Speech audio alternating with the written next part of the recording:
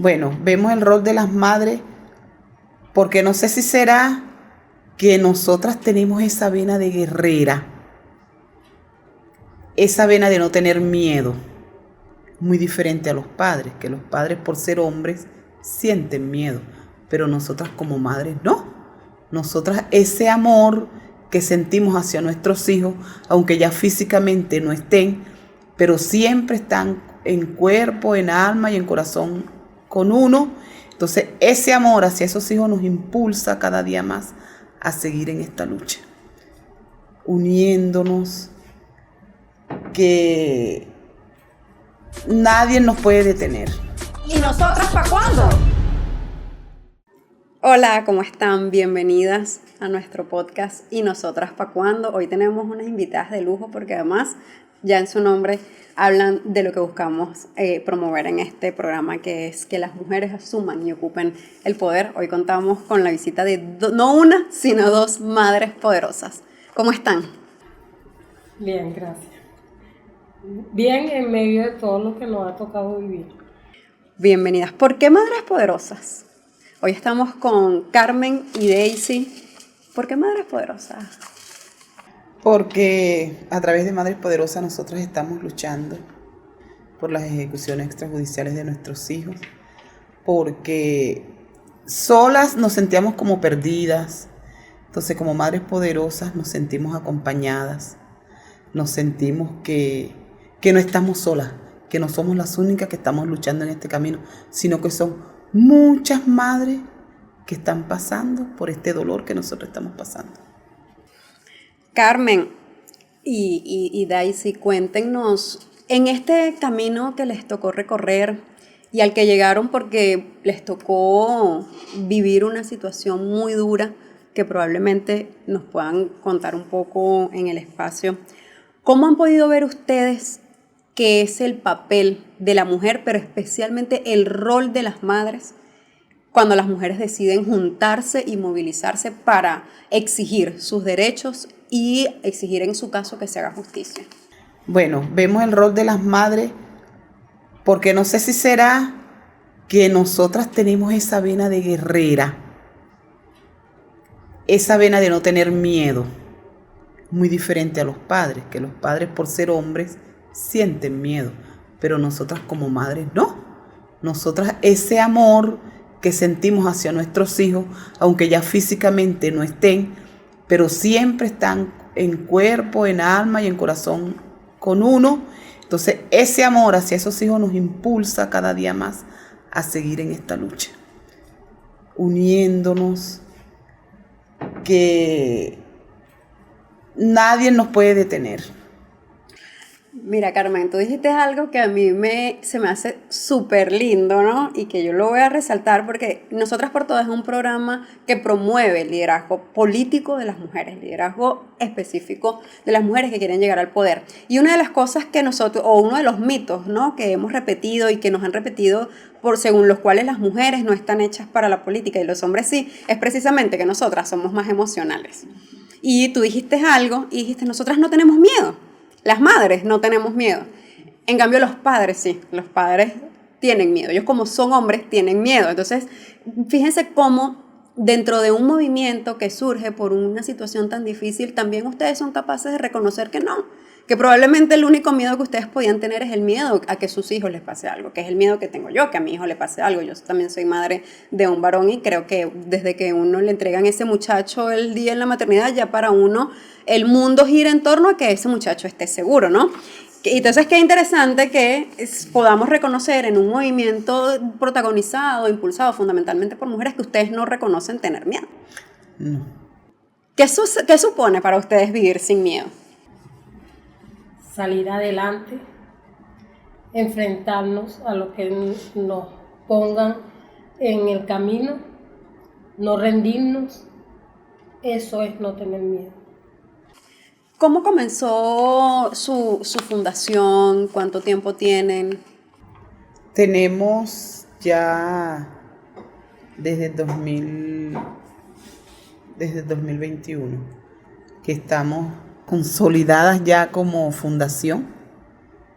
Y comenzó, bueno, a raíz de todas las ejecuciones extrajudiciales de nuestros hijos, exigiendo la justicia, pues, que como víctima nos corresponde, y desde ahí hemos logrado ya condenatorias, gracias a Dios, y estamos en búsqueda de las demás condenatorias. ¿Cuántas condenatorias aproximadamente han logrado? Hasta ahorita la del asesino de mi hijo, Ya que ya está condenado y está en el rodeo 3, pero faltan los cooperantes necesarios en el delito por judicializar.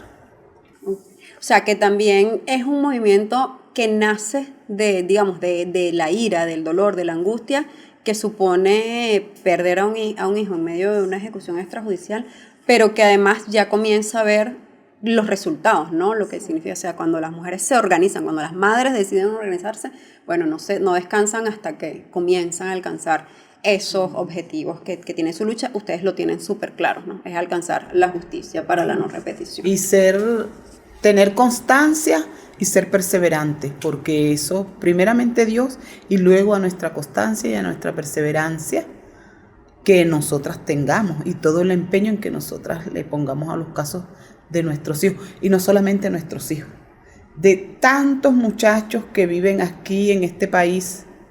Nosotros estamos luchando también por esas madres que les han ejecutado a sus hijos, y esas madres tienen miedo de salir a denunciar, porque nosotros no solamente somos madres de ese muchacho que nos ejecutaron, somos madres de todos los muchachos. Si pueden narrarnos brevemente, cómo ha sido su recorrido, ¿no? De lo que ha sido para ustedes pasar de madres a víctimas y hoy en día ser activistas que exigen justicia, lideresas sociales? Bueno, no ha sido fácil. Por ejemplo, en mi caso, yo ya llevo 18 años en busca de justicia. Ha sido un recorrido muy fuerte. Hace como año y medio pude integrarme en Madres Poderosas, donde he sentido el apoyo emocional, donde he tenido más fuerza, donde salimos y damos la cara y decimos aquí estamos y aquí seguimos, esperando, aquí seguimos. Siento mucho de verdad que hayan tenido que pasar por esto y que precisamente sea la pérdida de sus hijos, ¿no? Lo que inspira su lucha. Pero hay algo que dijiste y que yo quiero recoger para conversar con Carmen, porque Carmen también lo mencionaba, y es ese sentirse acompañadas. ¿Qué es lo que supone sentirse acompañadas, ¿no? Entre mujeres? ¿Cómo construyen, o sea, cómo construyen ustedes bases que les permitan empoderarse y empoderar a otras? La empatía, porque nosotros tenemos que tener mucha empatía, que era lo que yo le venía conversando con mi compañera, que nosotros tenemos que ser empáticas con nosotras mismas, porque si entre nosotras no tenemos empatía, ¿qué se deja para esa persona que no está pasando por este proceso que nosotros estamos viviendo? Es un duelo que no es que se acaba hoy, que se acaba mañana, es un duelo para toda la vida. Y es un duelo que al pasar los días, los años, es cuando más a uno le pega esa ausencia, es cuando más ese ser querido de uno le hace falta. Y para nosotras es muy importante brindarnos ese apoyo, por lo menos cuando estamos con depresión, nos llamamos, mira, párate, no te quedes ahí, anda, vete para la calle, y todas esas cosas que nosotros tenemos día a día en nuestras vidas. Carmen, Daisy, les voy a pedir a una de ustedes que tome un papelito de esta cesta. Aquí hay 3 preguntas. La que ustedes seleccionen y me entreguen, yo se las leo y sobre eso seguimos conversando, ¿le parece? De ustedes, quien quiera.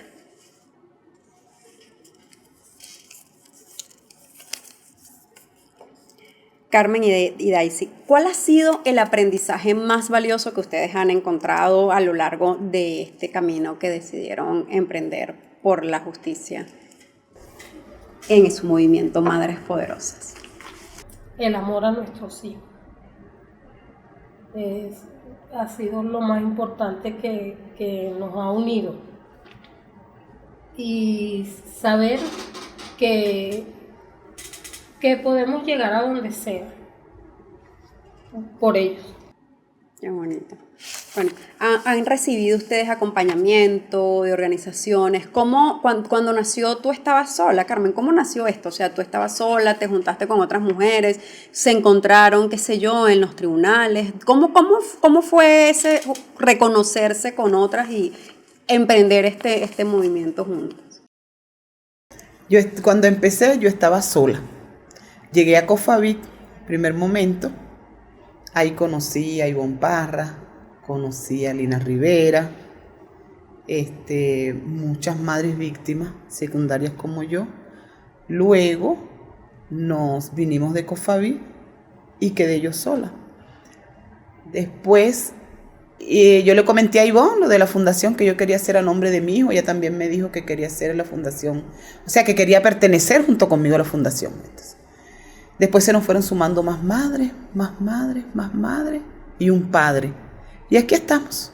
¿Cuántos son hoy? Somos 12 madres y un padre que está en Barrancas del Orinoco. Así que somos 13 hasta ahorita en la fundación. ¿Y cómo conectan con las comunidades, con otras madres y otros padres que también puedan estar pasando por una situación similar? Tribunal, fiscalía, yo conocí a Daisy en tribunales. En la morgue también hemos conocido personas, pero lamentablemente tienen miedo y no salen a denunciar. Dicen que sí, me quitan mi número de contacto, pero luego después yo me comunico con ellas y dicen que no, que porque tienen hijos y entonces no se atreven a seguir la denuncia por sus hijos.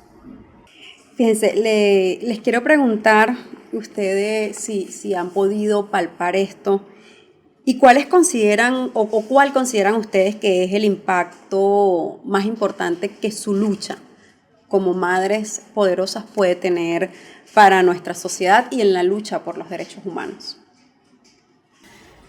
El impacto que yo sí nos gustaría es que la sociedad venezolana no avale la cultura de la muerte. Porque la sociedad venezolana, cuando matan a un muchacho, dicen un delincuente menos, sin saber en realidad si ese muchacho era o no era delincuente. Porque el delincuente también tiene derecho a la vida, ¿verdad? Pero no nos debemos hacer cómplices de decir un delincuente menos, porque tú no conoces ese muchacho, tú no conocías cómo era él en realidad. Que no ha debido de haber sucedido eso.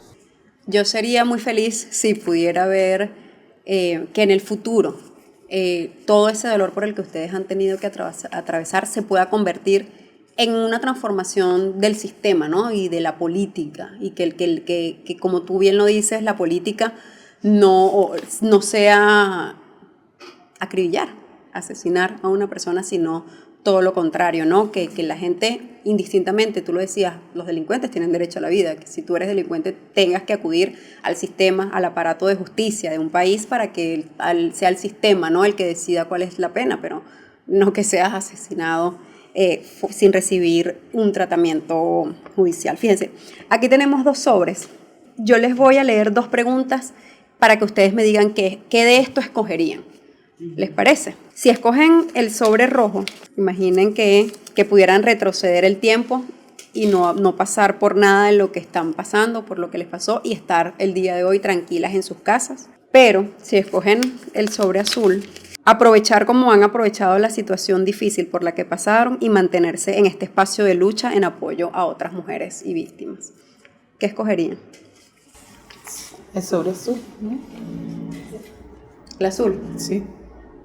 Qué valientes. ¿Por qué?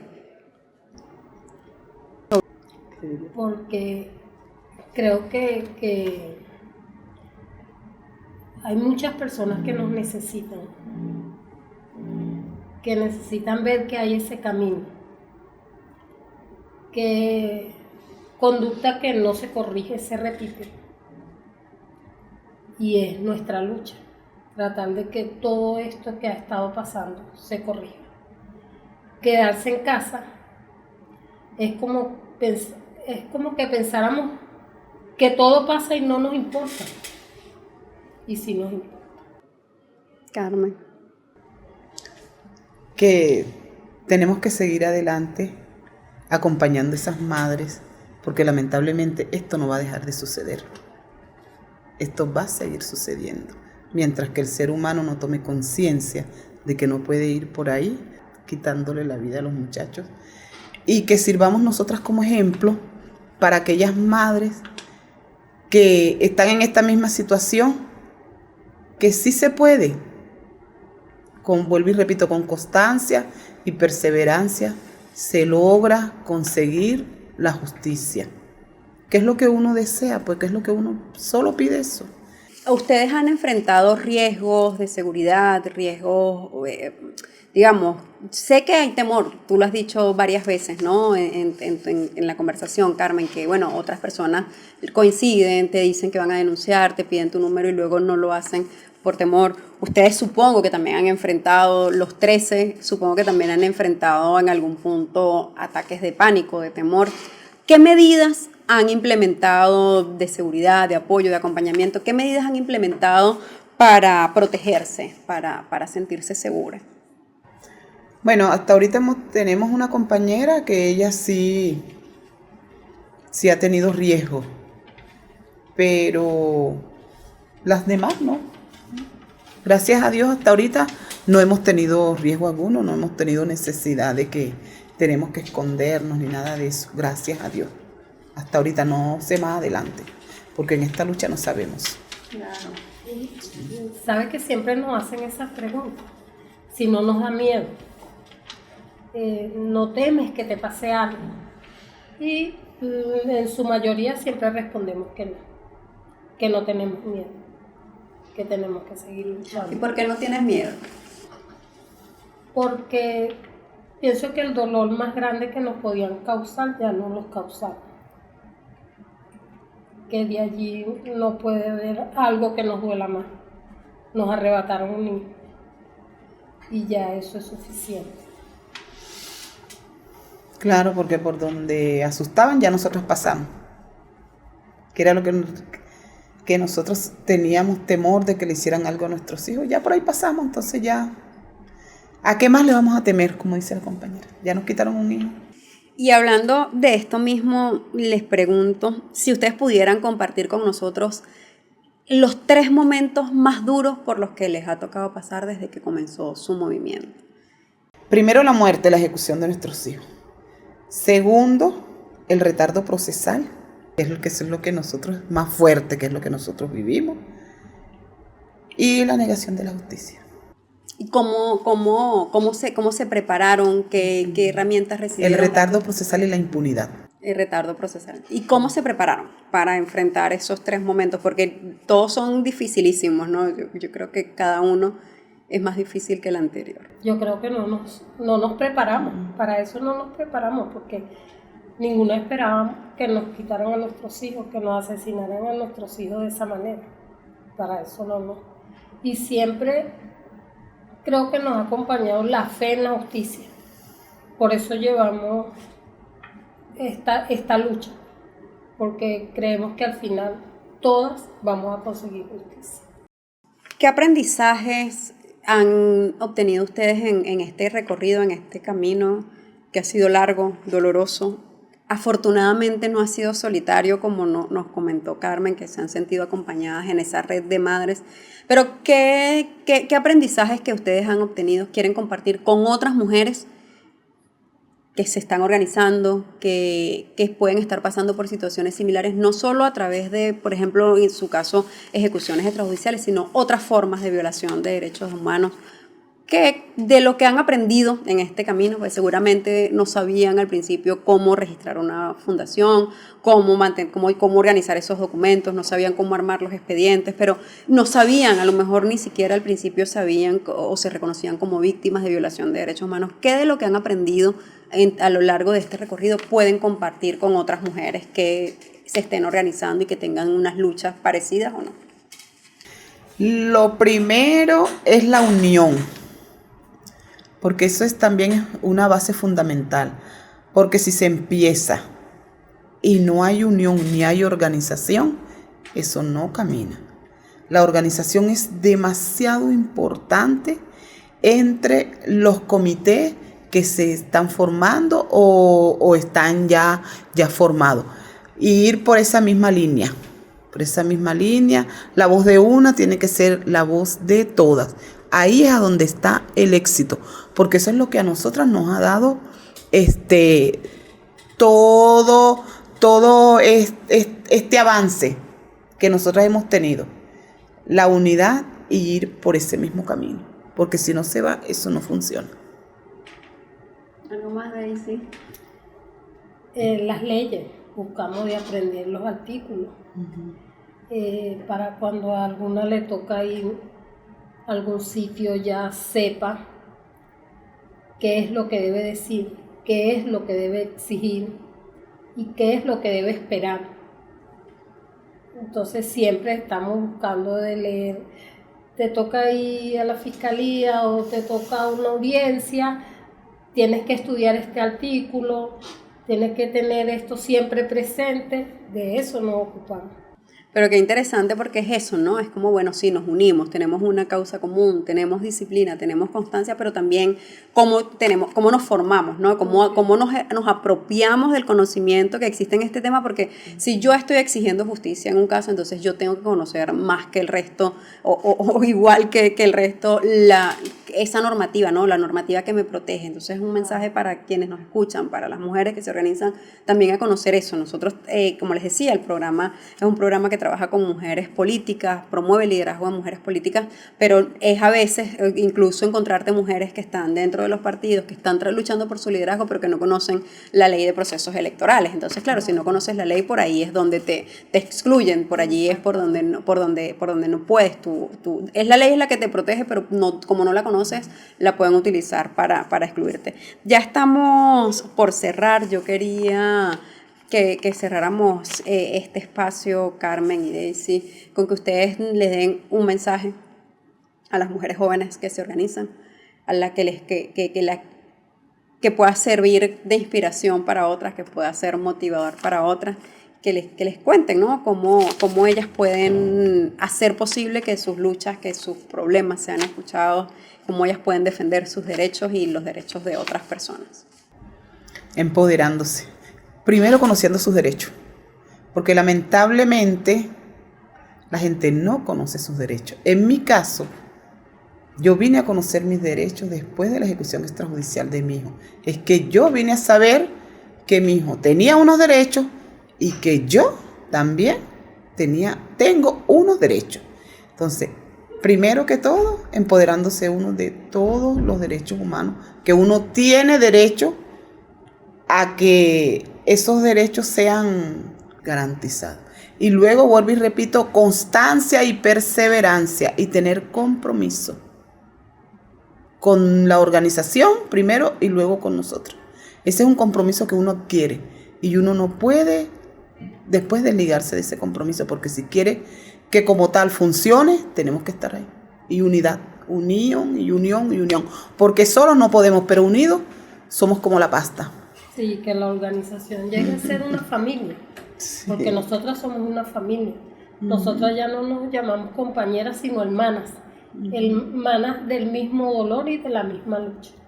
Así nos llamamos nosotros. Pero qué interesante eso, porque a lo mejor ustedes no lo ven, ¿no? Porque su caso, su lucha es muy específica, pero precisamente dentro de nuestro programa promovemos la organización sorora, ¿no? La construcción de redes de sororidad entre mujeres. Yo de verdad me voy de este capítulo con esas palabras con las que tú abriste, Carmen, cuando decías, porque bueno, no nos sentimos solas, o sea, hacerlo entre madres, y el valor de que las líderes sean las madres es que nos sentimos acompañadas, nos sentimos cobijadas, nos sentimos abrazadas, ¿no? Y tú decías, Daisy, cuando comenzaste a conversar conmigo, que te sentías respaldada, te sentías que tenías un acompañamiento emocional, ¿no? Que ustedes mismas han tejido esas redes de soporte y de acompañamiento, y que bueno, que permiten que sea un liderazgo colaborativo, ¿no? Todas tienen voz, porque la voz de una es la voz de todas, eso es importantísimo. muchísimo. Y luego les cuento, nosotros en el programa tenemos un módulo o un eje temático que habla precisamente de la capacidad de las mujeres para movilizarse, para organizarse y para incidir, y creo que ustedes son un ejemplo. Qué valioso que podamos mostrar esta iniciativa que ustedes han tenido, su propia historia de vida, como una iniciativa exitosa, en medio del dolor que ha causado que ustedes se organizaran, que crearan su fundación, una iniciativa exitosa porque ya ustedes han comenzado a ver cómo se hace justicia en cada uno de sus casos, y es como decir, bueno, este era mi objetivo y lo vamos logrando porque estamos juntas, como tú decías, o sea, solas no podemos, pero juntas podemos alcanzarnos más y nos acompañamos porque sabemos que el recorrido no es corto y tampoco es fácil, sabemos que hay obstáculos. Daisy Contreras y Carmen Arroyo son miembros del Comité de Madres Poderosas. Ellas trabajan para hacer justicia, para exigir justicia en los casos de ejecuciones extrajudiciales que ocurrieron en Venezuela en el marco de las FAES, y pueden seguir su trabajo a través de @madrepoderosas. Bienvenidas, y de verdad este espacio es suyo, ha sido un honor tenerlas hoy acá. Muchas gracias a ustedes por habernos tenido aquí hoy, gracias, por habernos invitado a su programa. Gracias por acompañarnos. O sea, tenía mucho miedo de hacer este capítulo, debo confesárselos, porque sé que la gente, bueno, te puedes quebrar, que a veces es como difícil qué preguntas, cómo lo preguntas, porque de nuevo no es mi interés ni es el interés del programa revictimizarlos o utilizar su tristeza, su dolor para nosotros tener views, sino más bien como un poco mostrar la iniciativa como un ejemplo a seguir de que cuando las mujeres deciden organizarse, movilizarse, logran que sus derechos sean respetados.